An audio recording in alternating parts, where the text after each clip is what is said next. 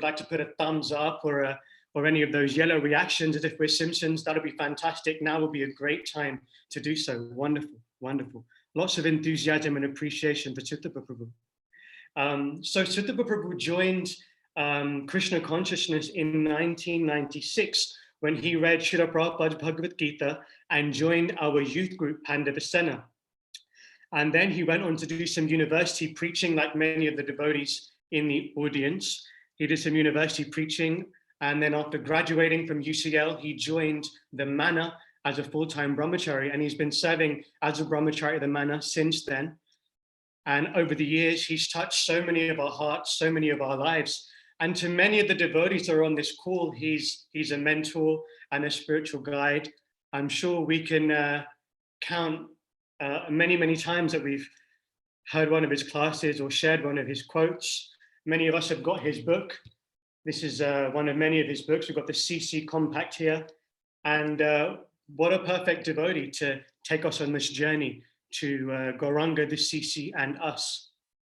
He's undoubtedly someone who's very much in tune with the mission of Lord Chaitanya, very much in tune with the mood of Lord Chaitanya. And now we're very, very grateful and honored that he's going to be sharing some wisdom with all of us this evening. So without further ado, with hearts bursting full of gratitude and enthusiasm, let's warmly welcome, with all of these yellow reactions, everyone, His Grace Sutapa Prabhu. His Grace Sutapa Prabhu ki jai. Thank you so much, Rasika Rai Prabhu. I always think of you as a transcendental cartoon character. You are larger than life, full of positivity and very, very gracious Vaishnav. So thank you so much. And I'm very humbled to be in the presence of all of you. I feel very, very small and very insignificant seeing so many great personalities on the call. You're all my inspiration, and you all gave me so much encouragement over the years. So I'll try to share something with you. Many of the things I share, I probably learned it from many of you. But it will be nice. This evening, we're discussing Gauranga, Sri Chaitanya Mahaprabhu, the Karuna avatar, the incarnation who epitomizes mercy, compassion, and the spirit of giving. And that's such a wonderful spirit, and that's what we'll be talking about today. But before I begin, I'll just offer some prayers as we seek the blessings of our teachers in this endeavor to understand Sri Chaitanya Mahaprabhu. Om Gyan Atimirandhasya Gyananjana Shalakaya Chakshur Unmilitam Yena Tasmai Shri Guruve Namaha Shri Chaitanya Mano Bhishtam Stapitam Yena Bhutale Swayam Rupa Kadamayam Dadati Swapadantikam Vandeham Shri Guru Shri Yata Padakamalan Shri Gurun Vaishnavamscha Shri Rupam Sagrajatam Sahagana Raghunathanvitam Tam Sajivam Sadvaitam Savadutam Parijana Sahitam Krishna Chaitanya Devam Shri Radha Krishna Padan Sahagana Lalita Shri Vishakhanvitamscha He Krishna Karuna Sindhu Dinabandhu Jagatpate Gopesha Gopika Kanta Radha Kanta Namostute Tapta Kanchana Gaurangi Radhe Vrindavaneshwari Vrishabhanu Sute Devi Pranamami Hari Priye Vancha Kalpatarubhyascha Kripa Sindhubhya Evacha Patitanam Pavanebhyo Vaishnavebhyo Namo Namaha Shri Krishna Chaitanya Prabhu Nityananda Shri Advaita Gadadhar Shri Vasadi Gaur Bhakta Vrinda Hare Krishna Krishna Krishna Hare Hare Hare Rama Rama Rama Hare Hare Shri Prabhupada Ki Jai. Today there will be no PowerPoint presentations, not so much organization. I will just try to speak on the Caitanya Caritamrta. I guess I will speak for something like 45 minutes, 50 minutes, and then we'll kind of open it up and have a discussion, have some questions and answers. I hope some of the things I say will strike a chord with you and maybe stimulate some thoughts and questions so we can all get a little bit closer to Krishna and understand a little bit more about Sri Chaitanya Mahaprabhu. A great soul, His Holiness Gaur Govinda Maharaj, he compared the Supreme Lord to a mango. I don't know if you ever thought of the Supreme Lord as a mango, but he did. He compared Lord Ram. Lord Ram is known as the Maryada Purushottam, the Supreme Lord who shows the ideal example. He compared Lord Ram to an unripe mango. You may have seen an unripe mango, it's kind of greenish. So Lord Ram is sometimes greenish. So an unripe mango has all the ingredients of a mango. It's no less a mango. However, the sweetness doesn't fully come out. Because Lord Ram came to show the ideal example. He was the ideal husband, the ideal king, the ideal son. Sometimes because he was ideal in every situation, sometimes the sweetness was not so forthcoming. Sometimes Ram seemed to do things which even some of us may feel, oh, that was banishing Sita at the end of that episode. Oh, that was hard to take.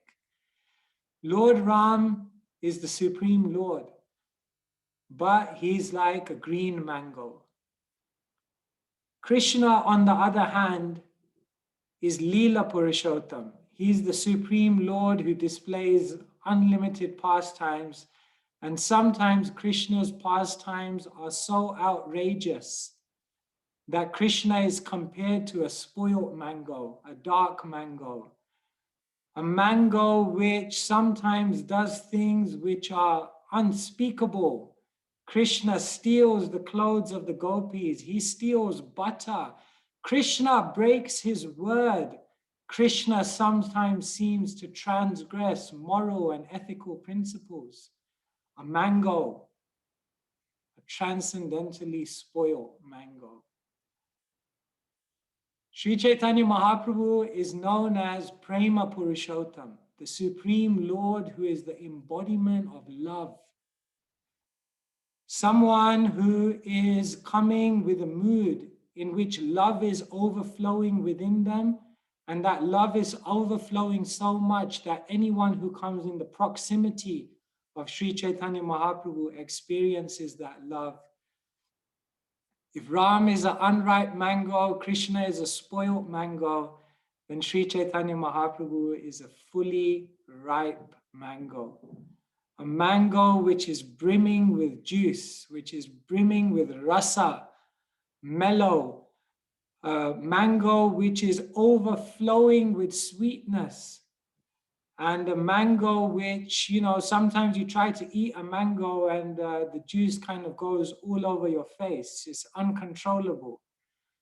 So Sri Chaitanya Mahaprabhu is like that. He is in the mood of giving the nectar, giving the sweetness, giving the love, reaching out, magnanimity, Mahavadanyaya, the most magnanimous incarnation of God.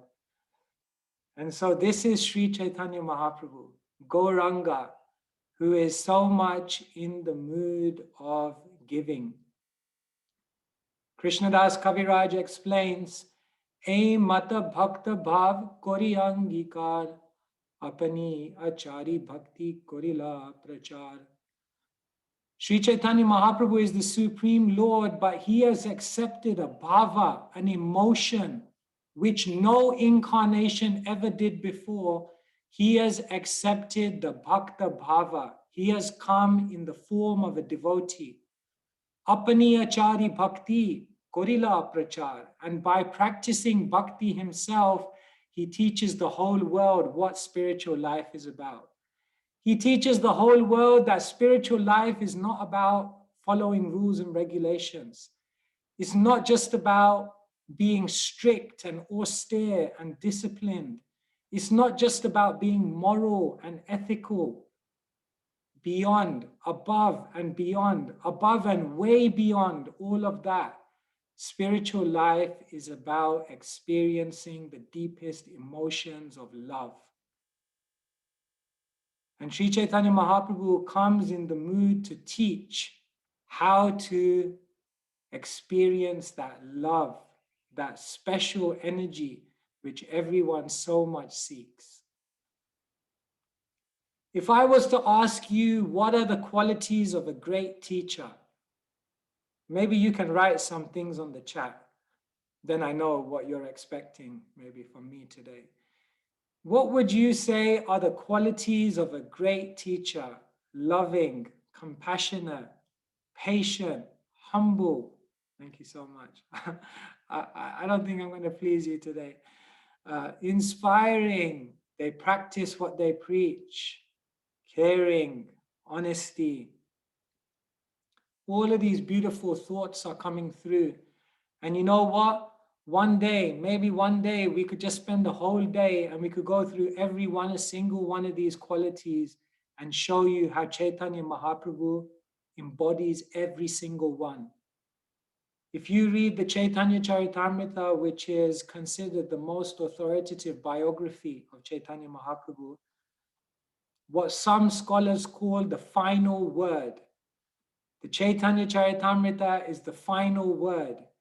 Theologically, philosophically, in any way, shape or form, there is nothing which goes beyond what the Caitanya Caritamrta has to present to the world.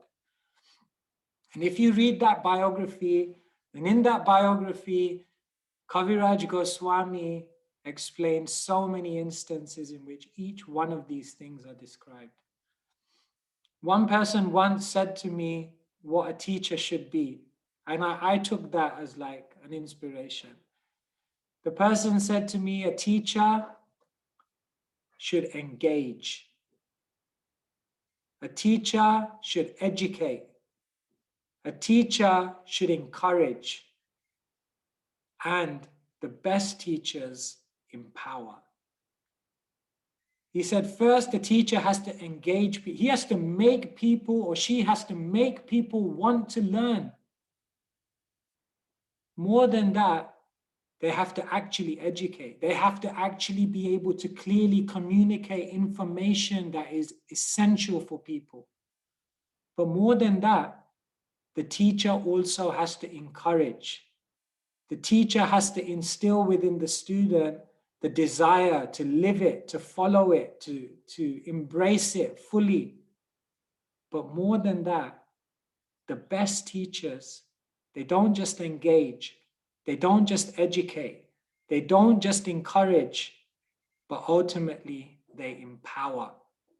They do something special by their interaction with their student, by which they transfer their energy to the student, and the student feels completely confident and empowered to do it. That is the best teacher. Chaitanya, who can be a better teacher than the Supreme Lord? So when Chaitanya Mahaprabhu comes as the best teacher, the Supreme Lord coming as a teacher, he engages, he educates, he encourages, but most of all, Chaitanya Mahaprabhu empowers. The amazing opportunity is that each one of us have the opportunity to be empowered by Sri Chaitanya Mahaprabhu. Each one of us have the opportunity to be touched by Sri Chaitanya Mahaprabhu's transcendental energy, because he is overflowing and he is coming in a mood and a form in which he just wants to empower. He just wants to give. Chaitanya Mahaprabhu had many, many different followers, and each one of those followers, he empowered them in different ways. There was Jiva Goswami. And Caitanya Mahaprabhu empowered him with a great grasp of philosophy, such that Jiva Goswami became known as the Tattva Acharya, the teacher who knew all philosophical conclusion. Caitanya Mahaprabhu had a follower, Rupa Goswami, and he empowered Rupa Goswami by imparting unto him the deepest secrets of transcendental relationship. And therefore, Rupa Goswami became known as the Rasa Acharya, the teacher who understood the depths of divine mellow. Caitanya Mahaprabhu had a follower, Haridas Thakur, and to Haridas Thakur, he empowered him with an incredible, unparalleled taste for chanting the holy names of Krishna. And therefore, Haridas Thakur became known as the Namacharya. Caitanya Mahaprabhu had a follower, Ramananda Rai, and he came to Ramananda Rai and he started asking Ramananda Rai different questions in search of what is the ultimate goal of life. Ramananda Rai said, "You're the Supreme Lord, why are you asking me?" But Caitanya Mahaprabhu empowered him to speak. And Ramananda Rai later on, he said, "Gauranga, you are like the ocean and I'm like the cloud. The cloud ultimately just takes water from the ocean and then just showers it down again. So I just took all the energy from you and now I'm just giving it back to you." Caitanya Mahaprabhu has come to empower. Now the question is, who is going to make themselves open to receive the divine empowerment of Sri Caitanya Mahaprabhu? That is the crucial question on the table. Today, what I'm going to do in the short time we have is I'm going to try and share with you the story of how Caitanya Caritamrta was written by the great saint Kaviraj Goswami, Krsnadasa Kaviraja Goswami. As we go through this story, we will begin to get some hints of what it means to be empowered by the Lord. If we open ourselves up in the right way, Sri Caitanya Mahaprabhu, who is within our hearts, will actually begin to empower and guide our life in a transcendental way in which perhaps we have never conceived of before. However, we must be open. And so let us, for the next minutes that are coming, try to remember how this great literature, Caitanya Caritamrta, was written.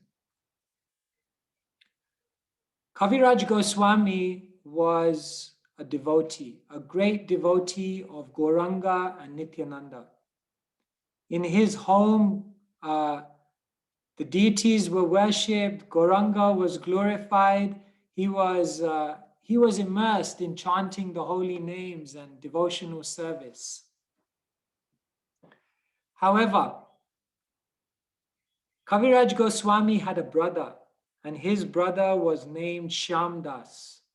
And Shyamdas, although he had great faith in Lord Chaitanya, he did not have the same faith in Lord Nityananda, Gauranga's brother, transcendental brother. There was also a family priest who was worshipping the deity. The family priest's name was Gunarnava Mishra. And Gunarnava Mishra had the same problem. He believed in Gauranga, but he didn't have the same type of faith in Nityananda. One day, a great devotee of Nityananda came to the home of Krsnadasa Kaviraja Goswami. That great devotee was Miniketana Ram. Miniketana Ram was someone who was absorbed in transcendental bliss. He was a follower of Nityananda, after all. Nityananda means one who's eternally blissful. So Miniketana Ram was just blissed out. He came to the home of Kaviraja Goswami. However, the priest, remember, the priest had great faith in Gauranga, but not Nityananda. And so when Miniketana Ram came, the priest did not receive him appropriately, did not receive him respectfully, did not receive him with the proper etiquette which was due to such an advanced spiritualist. Miniketana Ram left. He left angry, not because he was offended, but because he could understand that this person hasn't respected me because they don't respect Nityananda. And therefore Miniketana Ram Das left feeling very, very unhappy.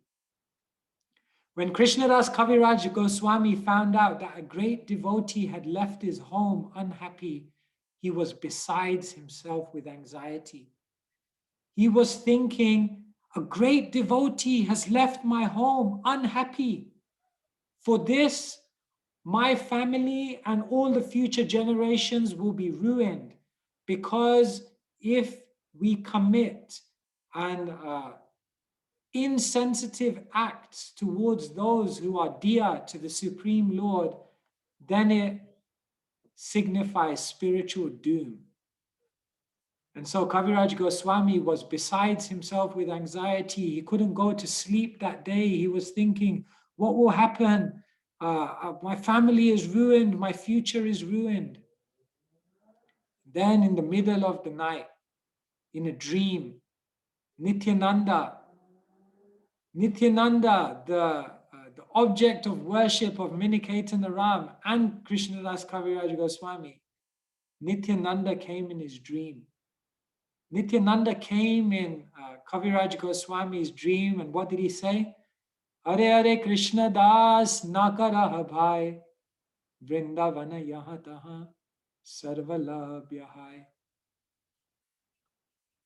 Nityananda said, Hare Hare Krsnadas, oh my dear Krsnadas, nakaraha bhai, don't worry about anything. Don't worry one little bit. Vrindavana yahataha sarvalabhyahai. Now you leave everything behind. Now you renounce your home. Now you give up your family. And now you simply make your journey and go to Vrindavan. Sarva Labhya Hai. In Vrindavan, you will get everything. Well, I mean, that's something, you know, if you get like a dream one night and you just say like, leave it all behind and just go to Vrindavan. Maybe some of us want to have a dream like that. We maybe be happy, but it would be tough. It would be tough. Would you be able to just leave it all behind like that? If tomorrow there was a dream, Hare Hare, so-and-so, Nakaraha Bhai. Don't worry at all, Rajesh. Vrindavana yahataha, just go to Vrindavan. There you'll get everything. Are you ready? Krsnadasa Kaviraja Goswami was ready. Say kshane Vrindavana karimu gaman. Say kshane. When he woke up the next morning, say kshana means a moment. Say kshane. Within a moment, he just stood up, walked away, and went straight to Vrindavan. That is detachment. This is the first lesson in empowerment. If you want to become empowered by the Supreme Lord, you've got to be detached from your own plans. We have our plan. Krishna has his plan. We think our plan is good, but do we have the faith that Krishna's plan is the best? Sometimes in our life, Krishna seems to close up certain doors and we become very, very frustrated because it's just difficult to accept. However, when Krishna closes one door, Krishna opens up another 3 doors. But the only way we'll be able to see the new opportunities in our life is if we have the detachment to leave our plans behind and walk with Krishna's plans. The greatest devotees of Krishna are the most flexible devotees. The devotees who are willing to change, the devotees who are willing to adjust, the devotees who are willing to give up their ideas and embrace a higher idea. Srila Prabhupada was the example. He had to spread Krishna consciousness, but it wasn't happening in India, so he left and he went to America. In America, he came to Butler, Pennsylvania first, but in Butler, Pennsylvania, it wasn't working, so he left. He went to New York. In New York, he stayed at Dr. Mishra's yoga studio, but it wasn't working, so he left. He went to the Lower East Side, the lowest of the low, the Skid Row. He went to the Bowery. But in the Bowery, even there it didn't work out. So Prabhupada left. And finally he came to 26 Second Avenue. And there it worked. Prabhupada was willing to go with the plan of Krishna. He wasn't attached to any place. He wasn't attached to any plan. He was flexible. And one who is flexible opens themselves up to receive the empowerment whereby Krishna will open up a whole new realm of opportunity. Krsnadasa Kaviraj was detached. He went to Vrindavan. He arrived in Vrindavan. Now you have to try and picture in your mind Krsnadasa Kaviraja Goswami coming to Vrindavan, Krishna's own land. He had arrived in Vrindavan. He had no idea, what am I going to do here? Where am I going to live? What am I going to do all day? What's the purpose? Why did Nityananda even tell me to come here? He had no idea. He arrives in Vrindavan. Without going into the history of Vrindavan, Vrindavan went through many, many stages. When Krishna was present in Vrindavan 5,000 years ago, it was a spiritual epicenter. Naturally, Krishna was there. But when Krishna left the world, Vrindavan became covered. And then later on, Krishna's great-grandson, he revived Vrindavan. But after hundreds of years, Vrindavan again became covered. And then Caitanya Mahaprabhu came and he revived Vrindavan again through his followers. And so Kaviraj Goswami came at this point in Vrindavan when it had just been revived by the Goswamis, the followers of Caitanya Mahaprabhu. So Vrindavan was like it was a spiritual hub. It was like a powerful place. And in Vrindavan, Krsnadasa Kaviraja Goswami, he arrived, and the first place he went to was the temple of Govinda. Many of you may have been to Vrindavan, you may have seen the temple of Govindaji. So he went to the temple of Govinda. And there in the temple of Govinda, he saw many, many great devotees. And all the great devotees were there. And these were all very, very saintly personalities. They had no envy, they had no pride. Of one of the Vaishnavas there, it's mentioned. There was one great devotee there, Haridas Pandit. He's described by Kaviraj Goswami. Vaishnavera gunagrahi nade kaya dosh, kaya manovakya kare Vaishnava santosh.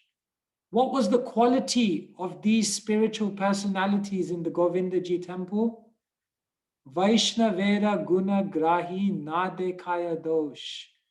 They were so pure in their vision that they only ever saw the good qualities in others. They never saw any faults. They could not see faults, even if they tried. Kaya mano vakya kare Vaishnava santosh. With their words, mind, activities, they were simply trying to make others happy, make others satisfied. So Kaviraj Goswami arrives in Vrindavan and he's surrounded by all these saintly personalities. It's like a hall of fame of different types of saints, living saints. And what are all these saintly personalities doing in the Govindaji temple? They're all listening to the pastimes of Sri Chaitanya Mahaprabhu. They're just discussing. That's what they do all day. They're just discussing the pastimes of the Lord. What did he do when he was young? And then he grew up. And then what interaction did he have with this person? They were just discussing. They just had such a veracity for hearing. One sage, his name is Ugra Shrava. Sutta Goswami, you may have heard the name Sutta Goswami. He is known as Ugra Shrava. Ugra means voracious, and Shrava comes from Shravan, which means hearing. So the literal meaning of Sutta Goswami's name is one who was a voracious listener. It means he couldn't get enough. No matter how much spiritual knowledge you'd give him, spiritual harikatha, talks of the Krishna you'd give him, he'd never become satiated. Vayam tu navitripyama uttama shloka vikrame yatrinvatam rasagyanam svadu svadu pade pade. Because for them, the knowledge of the spirit was not dry knowledge. It was rasa jnanam. The knowledge of the spiritual reality, the knowledge of the Supreme Lord was all dripping with sweetness. And therefore, svadu svadu pade pade, every moment they were tasting it and relishing it and feeling great satisfaction. So Kaviraj Goswami arrives in Vrindavan and he's surrounded by all these different personalities. Now they could immediately detect that he was a very saintly person. And so they approached him. And they said, who are you? What are you doing here? So he explained his situation. Now Kaviraj Goswami, he was a Vaishnav. And a Vaishnav means always in the mood of service. His home was centered around service to Krishna. He always wanted to serve the devotees of Krishna. And when he came to Vrindavan, his meditation was, I've got to do some service for Krishna. So his whole meditation as he was arriving in Vrindavan is, how can I serve? This is another lesson in empowerment. If you want to be empowered, those who have a desire to serve open themselves up to be empowered by the Lord. If you have a desire to serve, you will always you'll always find opportunities to serve. If you don't want to serve, you'll always see problems why you can't serve. If you have a strong desire to serve devotees, then when you see devotees, you will see good qualities and you'll want to serve them. But if your desire is not to serve the devotees, then you will see loads of faults which justify why you shouldn't serve them. Our desire and our inner alignment of vision will determine what we see with these eyes. And therefore, Kaviraj Goswami came to Vrindavan with a desire to serve. And so when the devotees could detect this, then they came to Kaviraj Goswami and they said, we know you have a desire to serve. Therefore, we have a request. What is the request? He said, we are voracious hearers of the talks of the Supreme Lord and the talks of Sri Chaitanya Mahaprabhu. However, we only have access to a limited range of Chaitanya Mahaprabhu's activities. We have access to the Chaitanya Bhagavat. Now, the Chaitanya Bhagavat was a biography of Chaitanya Mahaprabhu, which was primarily dealing with the early pastimes of Sri Chaitanya Mahaprabhu. So they said, we want you to write another biography. And we want the biography that you write to be focused on the later pastimes of Sri Chaitanya Mahaprabhu. So Krsnadasa Kaviraja Goswami, he was incredibly humble. He was thinking, who am I? Who am I to write about the pastimes of the Lord? I have no qualification. I'm just an insignificant person. he says in beautiful, humble Bengali verse, Murkha nichak shudra mui vishaya lalas, Vaishnavagya bole kore eite kasahash. Describing himself, he says, Murkha, I'm a fool. Kshudra, I'm low-born. Vishaya lalas, and I'm constantly absorbed in sense gratification. He says, who am I? Who am I to write such a literature? However, he then says, Vaishnavagya bole kore eiteka sahash. Because the devotees of the Lord have asked me to do it, how can I say no? How can I deny them? How can I refuse? And herein lies the third secret to empowerment. The empowerment and the guidance for empowerment comes through the devotees of Krishna. So if you're able to hear the devotees, then you'll be able to hear Krishna. If you're able to accept and fully give your heart in confidence to a great devotee of Krishna, then through that via medium of a great devotee, all of Krishna's messages will come to you. And therefore, because Kaviraj Goswami had such reverence for these great devotees, he was willing to accept what they said. So he said, you want me to write the biography on Caitanya Mahaprabhu? He said, if you order me, then I'll do it.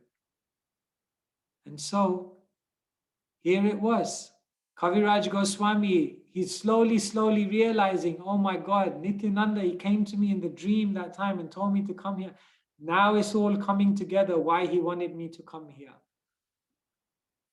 And so Kaviraj Goswami went away and he began trying to put together the pastimes of Caitanya Mahaprabhu. He researched, he spoke to many great devotees, he heard many talks, and it wasn't easy. Krsnadasa Kaviraja Goswami was very old. He said, my health is failing, my body is trembling, my limbs have practically become invalid, I'm losing my sight, I'm losing my memory, but still I'm trying to write. Here is another lesson in empowerment. If you want to be empowered by the Lord, you have to be ready to take on difficulty. You have to be determined. Kaviraj Goswami, it was not an easy task for him to perform this service of writing Caitanya Caritamrta. He embraced the difficulty. He took it on because his desire to serve was so great. And then we saw that because he took it on with such a pure desire, then the empowerment came to make it happen. So he began writing Caitanya Caritamrta. He started writing and then he continued writing and then he wrote more and more and more. And eventually he wrote 11,500 verses in which he documented all the amazing things that Caitanya Mahaprabhu did and how Caitanya Mahaprabhu revolutionized the world. What he was teaching, how he was teaching it, the culture he was teaching, the subtleties of how to practice spirituality in such a way that it will lead to higher elevated levels of consciousness. All of this was described by Krsnadasa Kaviraja Goswami in the Caitanya Caritamrta. Another significant point is that throughout this whole process in which Kaviraj Goswami became empowered to write the Caitanya Caritamrta, a very significant point is that he always remained dependent on Krishna. He never saw himself to be the doer. He never became proud. He never thought that I've done it by my ability. At the end of every single chapter of the Caitanya Caritamrta, what does Kaviraj Goswami write? Shri Rupa Raghunatha Padajare Ash Caitanya Caritamrta Kohe Krsnadas. He says, taking shelter of the lotus feet of my teachers, Rupa Goswami and Raghunath Das Goswami, I, Krishnadas, try to narrate the Caitanya Caritamrta. The moment we become proud, the moment we become egotistical, the moment we display signs of arrogance and vanity, at that point we lose our potency. And therefore, even when Brahma, Lord Brahma, is praying to get empowered in order to create the universe, he prays for empowerment, but then he also prays for humility. Because if there is no humility, one will not be able to hold the empowerment. In this way, what I've tried to do to you, or try to do for you today, is sketch in very brief how Krsnadasa Kaviraja Goswami wrote the entire Caitanya Caritamrta. In the course of learning how Krsnadasa Kaviraja Goswami wrote the Caitanya Caritamrta and became empowered to do a task which was so elevated, there are certain lessons that we can learn which help us to understand that we have to follow in his footsteps if we want to become empowered. The very first lesson Kaviraja Goswami teaches us is you have to be detached. If you want to become what you can be, you have to be willing to give up who you are right now. If you want to experience the unlimited possibility of where Krishna can take you, you have to be willing to be detached from the plans that you may have made in your small mind. The first lesson in empowerment is we must be detached. The second lesson in empowerment is that empowerment is available for those who have a strong desire to serve. When we want to serve, when we want to make a contribution to people's lives, when we want to make a positive change in the world, and that desire to make a change is very strong, then one opens themselves up for empowerment. One will begin to see all the opportunities that the Supreme Lord is opening up for them so that they can do their task of service. Second lesson is have a desire to serve. Then you get empowered. Third lesson is if you want to see and understand and grasp the plan of empowerment that the Supreme Lord has for you, then you have to be connected to devotees. Because the plans and the empowerment and the guidance for that empowerment comes through the devotees. Because Kaviraj Goswami was conquered by the saintliness of these devotees, he was able to give his heart to them and listen to their guidance and fully embrace it. The question we have to ask ourselves is, have I been conquered by a Vaishnava? Has my heart been conquered by a Vaishnava? If you manage to have your heart conquered by a pure Vaishnava, then through that pure Vaishnava who you can surrender to, all the messages of Krishna's empowerment will come to you. So the third lesson is empowerment only comes to those who are connected to a devotee. The fourth lesson is in the process of empowerment, there will be difficulty. Difficulty is our way of showing our seriousness in doing something amazing for the world, in doing our seva, in doing our service. Kaviraj Goswami embraced the difficulty of his situation and never let it become an excuse of why he should not carry on. Are your difficulties going to become an excuse, or are they going to deepen your determination? That's the question. If they deepen your determination, you become more qualified for empowerment. That's the fourth lesson. And the final lesson is, Kaviraj Goswami was indeed empowered, but why was he able to hold the empowerment? Many people may get empowered, but they lose their empowerment because they lose the sense of dependence on the Lord. If you always remain humbly dependent on Krishna, then the empowerment will continue to flow and the empowerment will continue to expand within your entire being. And so, as we reflect on Caitanya Caritamrta, we see that the experience of the Lord in our life is very much possible because the Lord wants to give.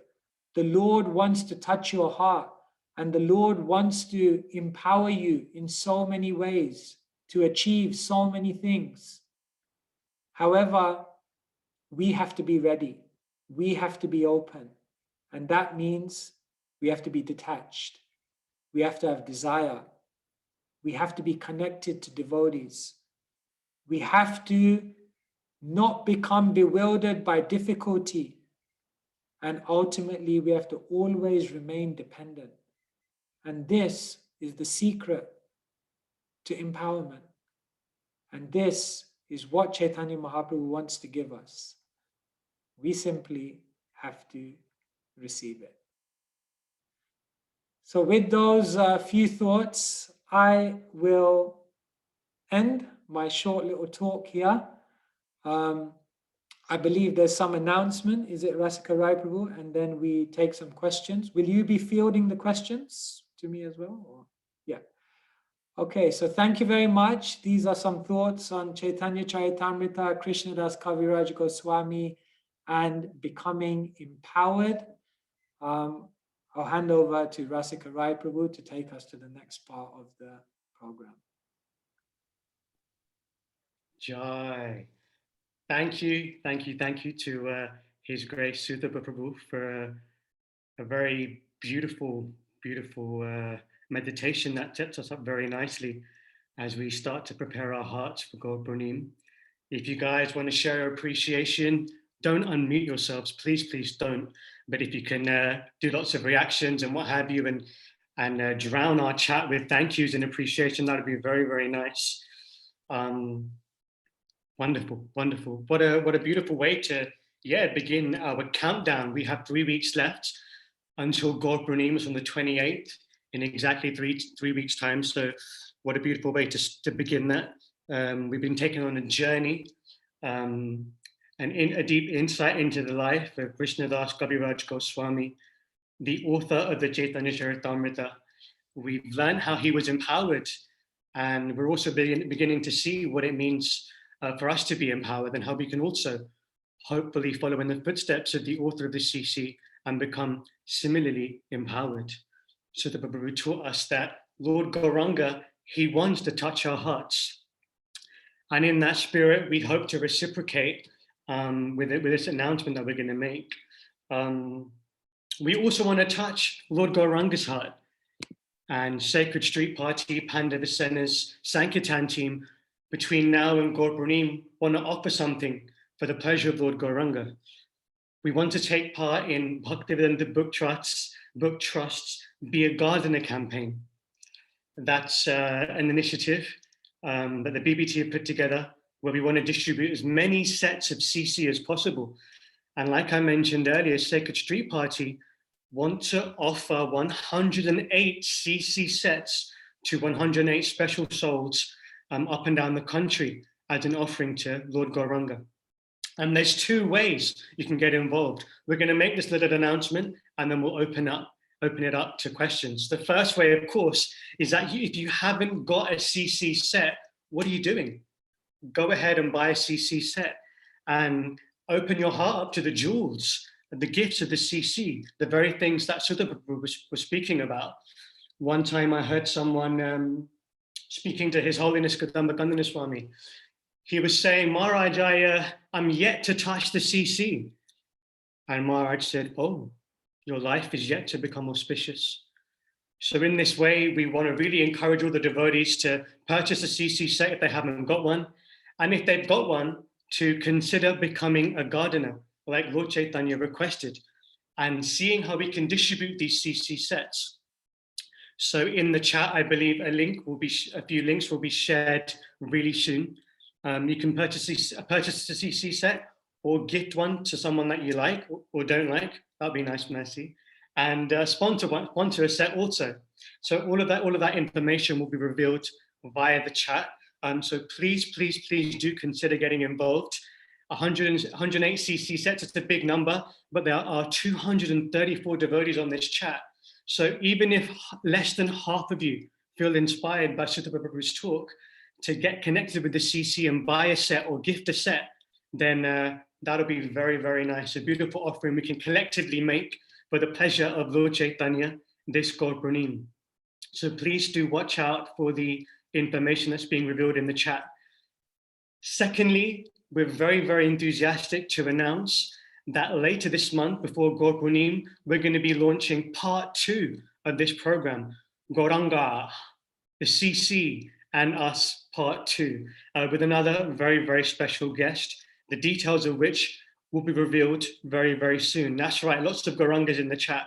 I've got 72 unread messages in the chat right now. If we can get that to 108 with many thousands of Gaurangas, that'll be very, very nice. Create some positive vibrations as we count the days down to Gaur Purnima. So please do get involved and stay tuned for the details. And now I've lost all of the questions in this chat, but what we'll do is we will try and find some and ask Sutapa Prabhu some questions for the next 20 minutes or so. Let's see what we've got.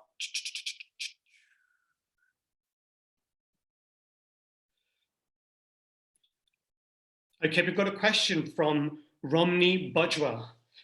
Please, can you expand on service? What type of service? Okay, this was to the latter end of your talk, Prabhu. So what type of service? That's the question. Or maybe if Romney, if you're still there, would you be able to unmute yourself and just clarify what you're asking Sutapa Prabhu?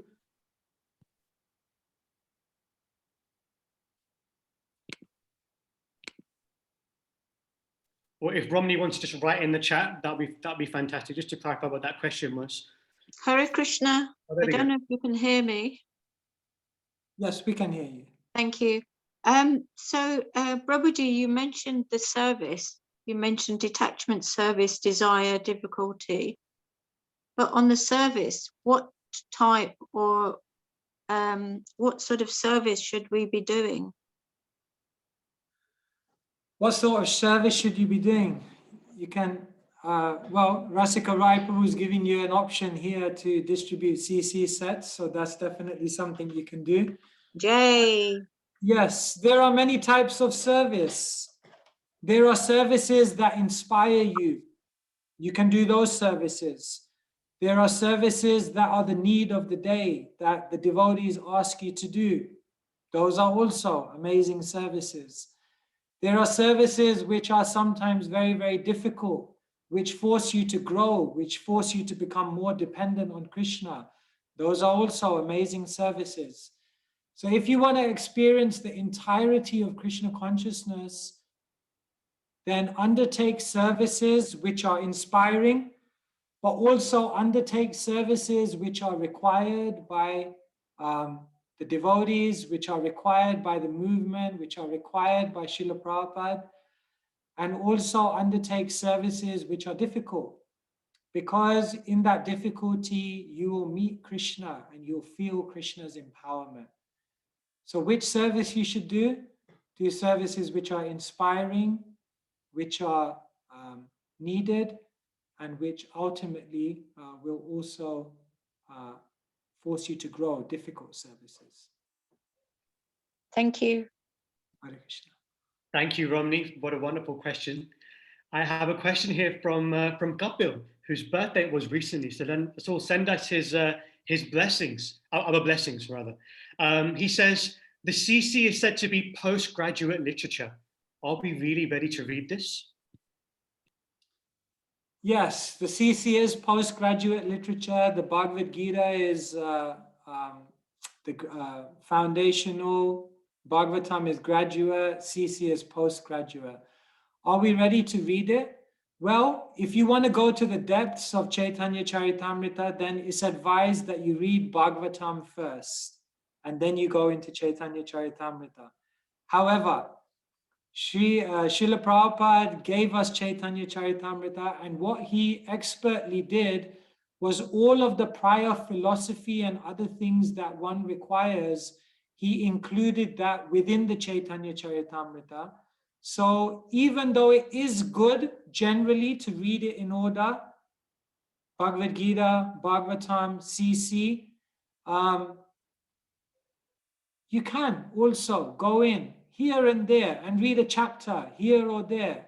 Srila Prabhupada said Caitanya Caritamrta is the real Bengali sweet. So who can resist Bengali sweet? You can buy a bit here, a bit there. Especially now, Gaur Purnima is coming. You can read something from Caitanya Caritamrita, no problem. But yes, generally, when you're going to study the books, then you go in that order. That is advised like that. We have another question here from Rikesh. He says, how would you suggest giving up attachments or conditionings and not being at the will of other people? At the will of other people, not being kind of so much affected by the potentially unspiritual opinions and ideas of others. Spiritual life doesn't mean there's no relationship. Spiritual life doesn't mean there's no love or there's no affection. But spiritual life means there is relationship, love and affection and connection, but it's all based on a spiritual principle. So what we have to try to do is in our relationships, introduce a spiritual element. In your relationship with your children, make it spiritual. In your relationship with your friends, try to make it spiritual and try to increase that.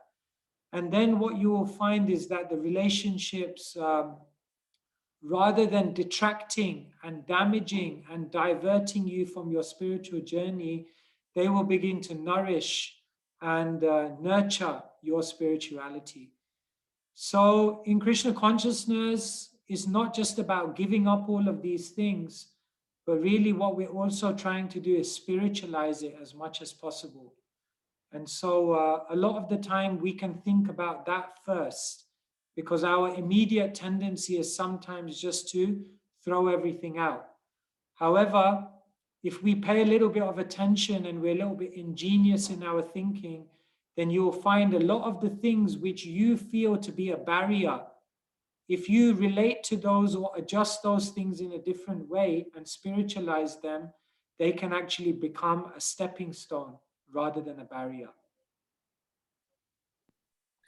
We've got another question here from Hema. If someone is relishing Srimad Bhagavatam, how can we inspire or entice them to read and relish the CC? How does the CC relate to the Bhagavatam? In the Caitanya Caritamrta, there's a verse that the pastimes of Krishna are like sweet nectar, and the pastimes of Caitanya Mahaprabhu are like camphor. And when they come together, the sweetness increases. So if you're relishing Srimad Bhagavatam, wonderful, continue relishing. Sutta Goswami was relishing, svadu svadu pade pade, every step, more and more sweetness. However, if you go into Caitanya Caritamrta, you will then come back to the Srimad Bhagavatam and you will find the sweetness enters into another realm. Because the Bhagavad Gita tells you about the words of Krishna.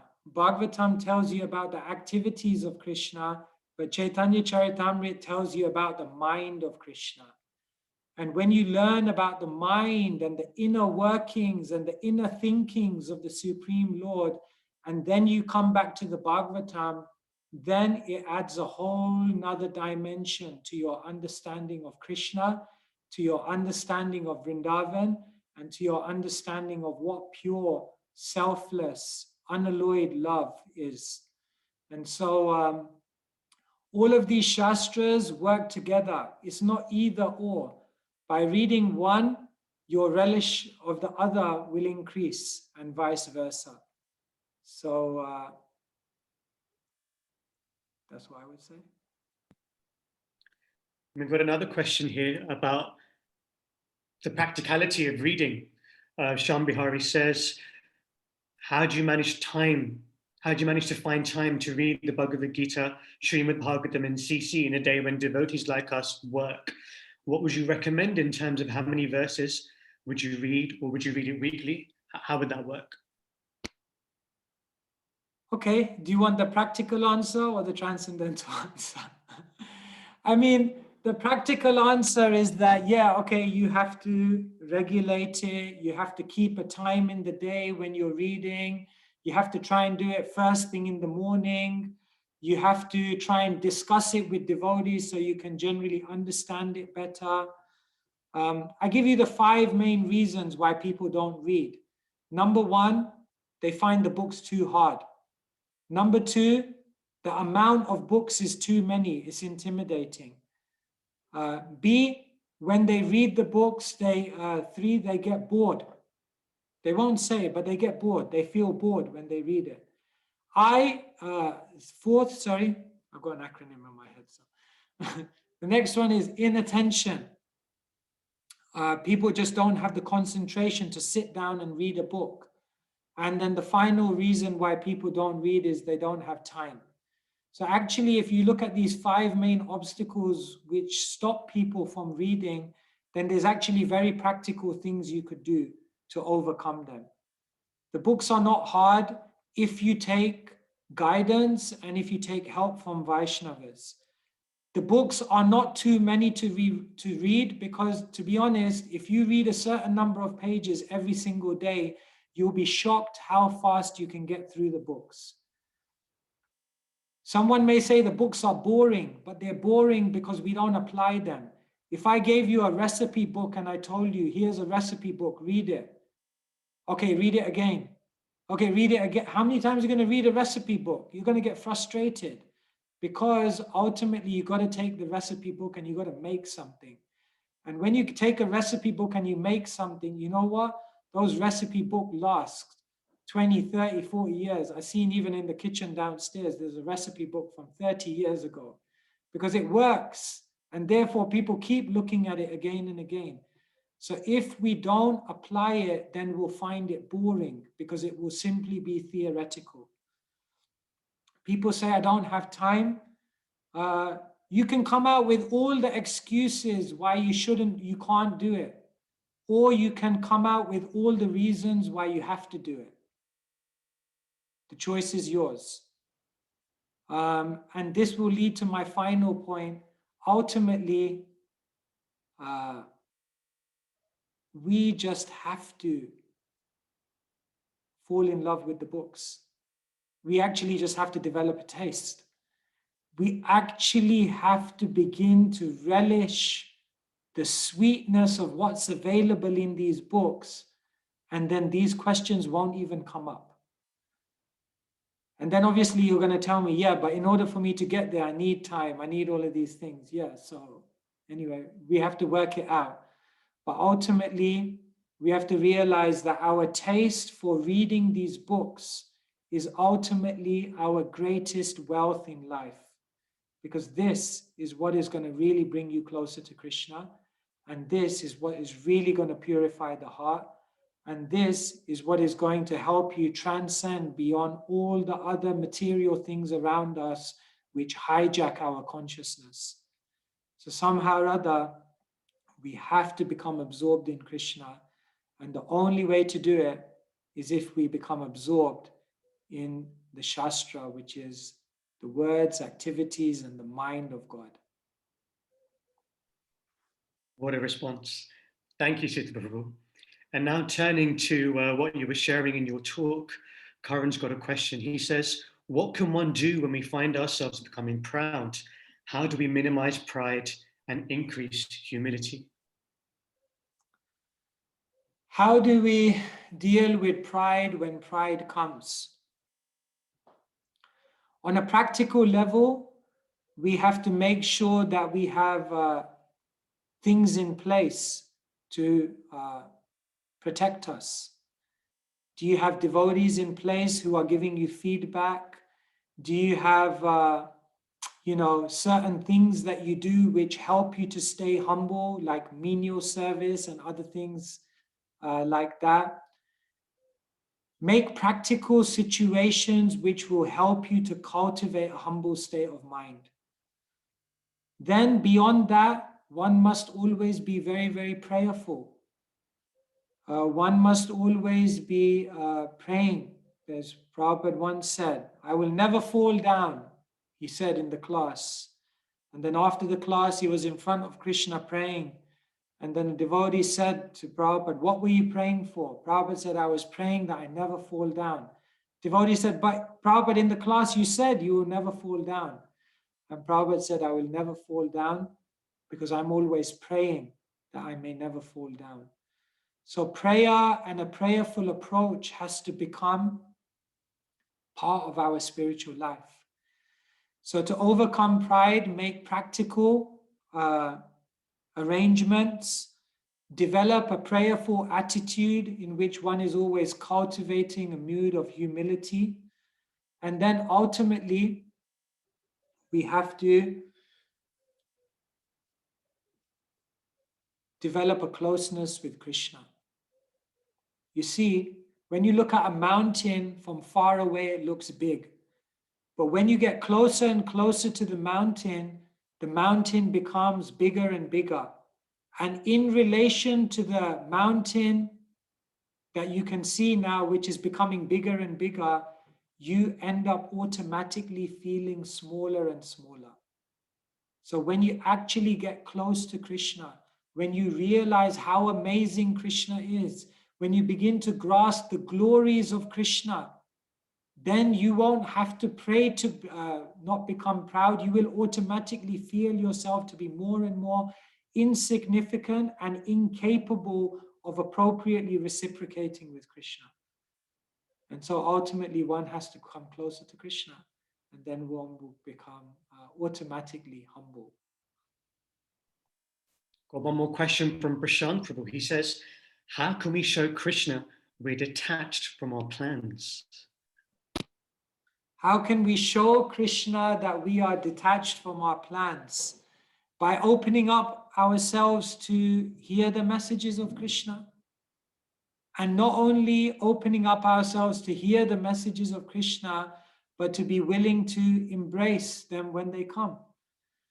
Here we had Krsnadasa Kaviraja Goswami who got a dream. Maybe we're not on that level that we see Krishna in dreams or Nityananda in dreams. But through the devotees, many plans of Krishna are coming to us.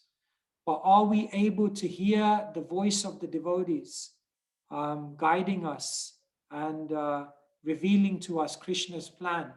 Are we able to hear it with an open heart? Are we then able to follow it with full willingness? Then you demonstrate to Krishna that you're ready to make a change. But if we don't show Krishna that we're ready to hear his messages, then we won't be able to convince Krishna that we're detached from our plans. And therefore, Krishna will become more reticent about coming into our life and trying to show us his plans. So the more we show Krishna through being flexible and responsive to the messages of Krishna, wanting us to change, then we'll be perceiving Krishna's messages in a more clear and powerful way in our life. Thank you. And we also have a question from Anna Maria Mataji. She's asking, could you please expand more on how to give our heart to a great devotee, especially if we're new on this journey? How do you identify the right devotee? Yeah, giving your heart to someone is not something you can intellectualize. Sorry, can you just give me like 10 seconds? I'm just going to run over to the other side and turn the light on because I think it's getting really dark. You can tell a joke while I come back. It's really appropriate because it's said that Lord Gauranga and Lord Nishananda, they're like the sun and the moon, and they've come to dissipate the darkness of Kali Yuga. So some of that in. Great. Yes, thank you. Okay, so how do you give your heart to a... My God, there's like the Brahma Jyoti behind me now. Okay, I hope it's not too intense. Giving your heart to a Vaishnava is not something we can intellectualize. Giving our heart to a Vaishnava is something we can pray for, and then ultimately it will happen in its own natural way. How do we identify who is such a devotee? Therefore, if you read the Shastra, then in the Bhagavad Gita, for example, Krishna is so many times giving us what are the qualities of a self-realized soul. Arjuna asks in the 2nd chapter, how do I know who's a self-realized soul? How do they walk? How do they talk? How do they speak? How do they react to the events of life? And Krishna is giving many, many different answers. And so Krishna gives us a reference point. Who is a divine person? Abhayam sadvasam sudhir jnana yoga vyavastiti danam damascha yagyascha swadhyayastapa arjavam ahimsa satyam akrodas tyaga kshanti rapeshanam. Like this, he goes on. They're non-violent, they're renounced, they're truthful, they're compassionate. Very clearly observable symptoms of a saintly person. So one must desire to meet a saint. And one must desire that, Krishna, when I meet a saint, please allow me to recognize that saint. And then we must pray, Krishna, when I recognize that saint, give me the determination to fully serve them and understand them and hear from them. And then through those things, naturally one's heart will be conquered. And so we must invest in relationships. And through those relationships with the saintly souls, Krishna's messages come through clearly.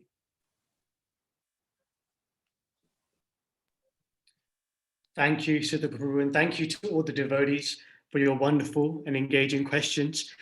I know there's a few more questions, but for the interest of keeping to time, we're going to have to cut these here, unfortunately. But that was a wonderful Q&A.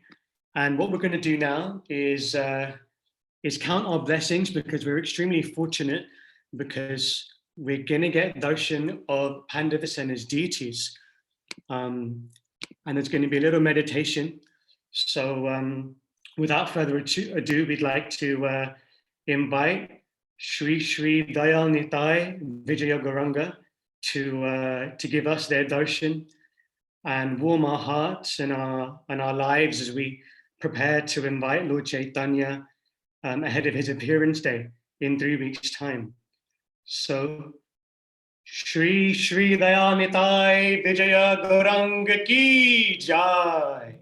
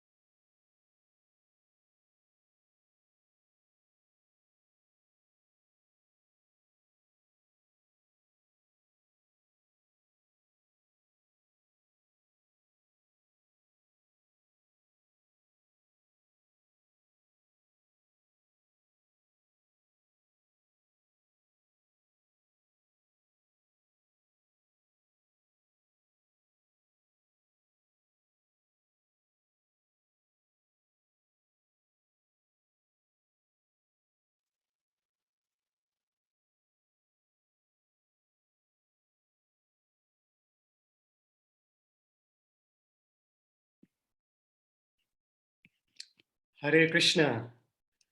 Thank you so much to Mahi and Janni Matajis for such a beautiful darshan, such a heart-warming way to draw, to end this wonderful program as we begin our preparations for the most special festival of the year, Gaur. Thank you all so very much for coming, giving us your association, for asking so many nice questions and for staying engaged throughout.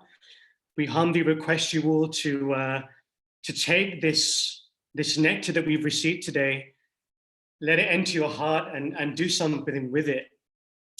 Is it possible for you to purchase a CC set and grace your home and your lives with the mercy of Lord Gauranga? If so, click on one of the links in the chat. Is it possible for you to try and develop a relationship with Lord Chaitanya by doing his mission, which is to give his mercy to others, to become a gardener yourself? If so, click on one of the links in the chat. Whatever you do, don't leave this here. When we close our screens and we go to dinner, let's not leave the mercy on our screen. Let's carry it with us and see how we can take part. We've definitely been touched by Lord Gauranga's mercy. That's why we're here. Now we've got a deep and grave responsibility to share that with others. So let's see what we can do to become gardeners ourselves and buy a CC set or give one to others. Let's take advantage of this special time and see what we can do. Once again, we express our deep and sincere gratitude to Sutapa Prabhu for his wonderful talk, to Pandavasena and the Sacred Street Party devotees for all the organization they've done in the background. And we thank you all for your attention and your time. Shri Gauranga Mahaprabhu ki jai. Shri Caitanya Caritamrta ki jai. Srila Prabhupada ki jai. And please accept our humble obeisances. Vancha kalpa tarubhyascha kripa sindhubhyeva cha patitanam pavanebhyo vaishnavebhyo namo namah. Anantakoti Vaishnava Vrinda ki jai. And I hope to connect with you all very, very soon at the next program, details for which will be announced very soon. Hare Krishna. Hare Krishna. Hare Krishna.